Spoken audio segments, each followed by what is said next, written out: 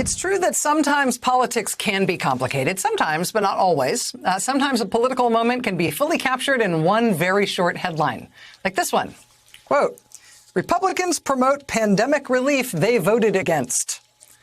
Give that AP headline writer an award for clarity and brevity. That really is the whole story in just 7 words. Republicans promote pandemic relief they voted against.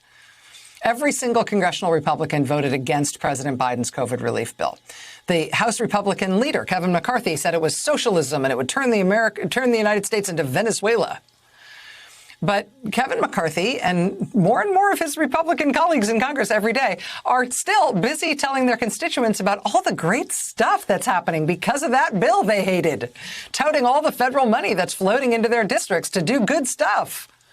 I mean, this is rich. New York Republican Congresswoman Nicole Malliotakis celebrating millions of dollars for community health centers in her New York district, celebrating it as one of her own achievements in Congress, even though she voted against the bill that did that.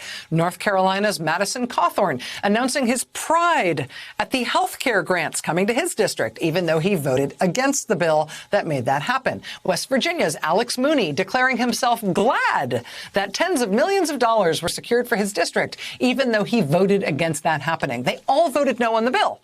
They're all nevertheless taking credit in their districts for all the good the bill will do. That's what's happening with legislation that President Biden and the Democrats have already passed. In terms of stuff they're gearing up to pass, the new poll from Politico and Morning Consult shows that the American Families Plan that they're going to try to pass is already supported by nearly 60% of Americans. Most of the individual policies in that plan, things like child care subsidies and free preschool, those are polling even higher than 60%.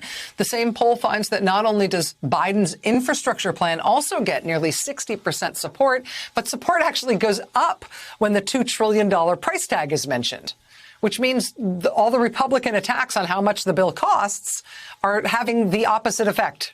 Those attacks make people like the bill more.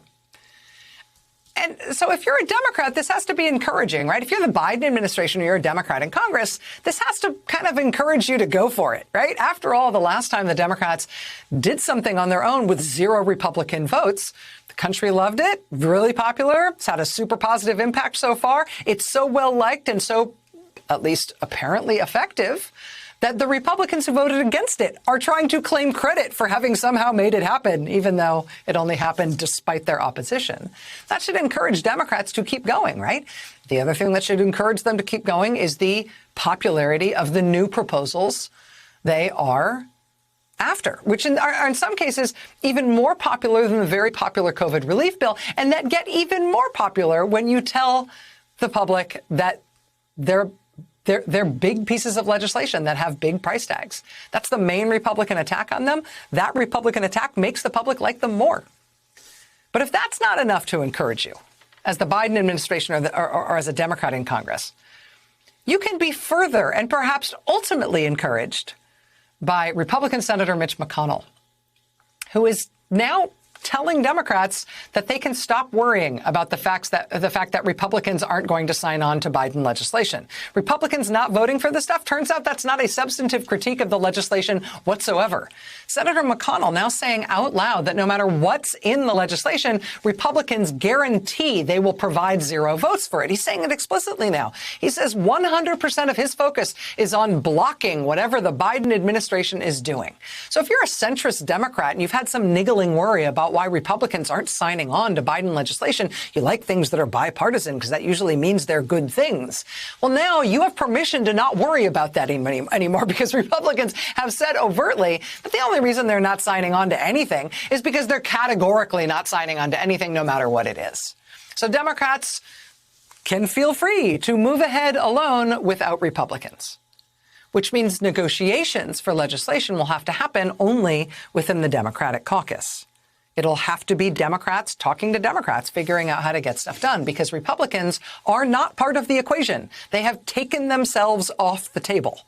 They are not part of legislative processes anymore. They will vote no matter what it is, and so then you don't have to talk to them about anything. That is freeing to the Democrats, but it means intra-party conversations among Democrats are now the most important thing. Hey, thanks for watching our YouTube channel. You should know that you can follow today's top stories and breaking news and catch up on your favorite MSNBC shows all in one place. Download the NBC News app today.